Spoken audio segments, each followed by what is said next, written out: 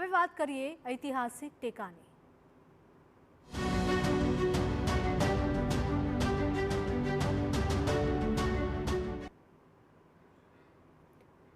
સુરતમાં નાયબ મુખ્યપ્રધાન હર્ષ સંઘવીનું જોરદાર સ્વાગત કરવામાં આવ્યું। ઓલપાડ વિસ્તારમાં હર્ષ સંઘવીનું ખેડૂતોએ ભવ્ય સ્વાગત કર્યું હતું। કૃષિ રાહત પેકેજની જાહેરાત બાદ દક્ષિણ ગુજરાતના ખેડૂતોમાં ખુશીની લહેર છે। તો ઓલપાડ બજાર ખાતે ડેપ્યુટી સીએમ હર્ષ સંઘવીનું ભવ્ય સ્વાગત કરાયું। સરકારે રાહત પેકેજ જાહેર કરતા ખેડૂતોએ આભાર માન્યો છે। રાજ્ય સરકારે ખેડૂતો માટે 10,000 કરોડનું રાહત પેકેજ જાહેર કર્યું છે। તો ખેડૂતો, રાજકીય અને સહકારી આગેવાનોએ આભાર વ્યક્ત કર્યો। નાયબ મુખ્યપ્રધાન હર્ષ સંઘવીએ જાહેર સભા સંબોધી ખેડૂતોને આશ્વાસન આપ્યું હતું। અને આવા સમયે ગુજરાતના મુખ્યમંત્રી શ્રી ભૂપેન્દ્રભાઈ પટેલે તાત્કાલિક ચાલુ વરસાદે સૌ મંત્રીશ્રીઓને ખેડૂતો જોડે ખેતરોમાં જઈને તેમને તકલીફમાં સહયોગી બનવાની સૂચના આપી હતી। એવા સમયે હું આ ક્ષેત્રની અંદર ખેડૂતોને મળવા આવ્યો હતો। એમની વેદના, એમની દુવિધા અને કુદરતની આ અચાનક જે ક્યારેય ના થયું હોય ગુજરાતના ઇતિહાસમાં એ પ્રકારનું નુકસાન ખેડૂતોએ ક્યાંક ને ક્યાંક સહન કરવું પડ્યું।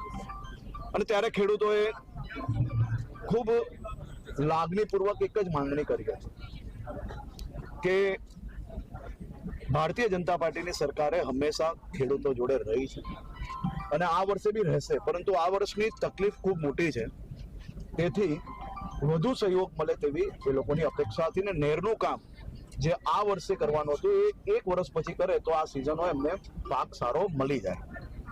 તાત્કાલિક અમારા પૂર્વ મંત્રી શ્રી મુકેશભાઈ, મંત્રી શ્રી ઈશ્વરભાઈ અને હું મુખ્યમંત્રીશ્રીને મળ્યા અને મળતાની સાથે જ એમને આ નિર્ણય મોકૂફ રાખીને આવનારા વર્ષે કરીને ખૂબ મોટા પાયે ખેડૂતોને મદદ કરી। કાલે સાંજે ગુજરાતના ઇતિહાસમાં ના અપાયું હોય એ પ્રકારે ગુજરાતના ઇતિહાસનું સૌથી મોટું ખેડૂતો લક્ષી રાહત પેકેજ મુખ્યમંત્રી શ્રી ભૂપેન્દ્રભાઈ પટેલ દ્વારા ડિક્લેર કરવામાં આવ્યું। હજી 10 દિવસ પહેલા જ ઉત્તર ગુજરાતના 20 જેટલા તાલુકા માટે 950 કરોડનું પેકેજ, 950 કરોડના પેકેજની જોડે જોડે 2500 કરોડ જેટલાની રકમનું પરમનન્ટ સોલ્યુશન માટેનું પ્લાનિંગ। થોડા દિવસ પહેલા જ મગફળી, સોયાબીન, ચના ખરીદવા માટે 15,000 કરોડ જેટલાનું જે ટેકાના ભાવની ખરીદી છે તે